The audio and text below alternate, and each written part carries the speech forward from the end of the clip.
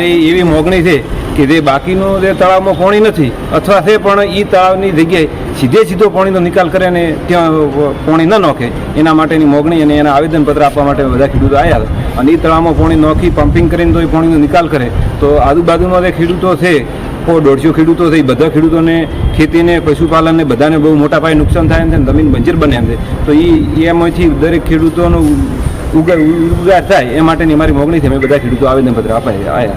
અમારે તળાવની અંદર પાણી ભરાઈ ગયું છે, એના માટે અમારે સીધું પમ્પિંગ ગામની અંદર કોઈ તળાવની અંદર કરવાનું નથી, ડાયરેક્ટ સીધું માઇનર કેનાલની અંદર પાણી નાખે તળાવની અંદર એવી અમારી મોગણી છે. બીજા તળાવમાં પમ્પિંગ કરવા જાય તો આજુબાજુના ખેડૂતોને પશુપાલનને બધી સાર મુક્ત જમીન ખરાબ થઈ જાય એમ છે. એના કારણથી તો ડાયરેક્ટ સીધો સરકારશ્રીને અમારી નમ્ર અપીલ છે કે સીધો પમ્પિંગ કરે. ગામની અંદર પમ્પિંગ કોઈ તળાવમાં પાણી નાખવામાં ન આવે, ડાયરેક્ટ પમ્પિંગ કરે એવી મારી મોગણી.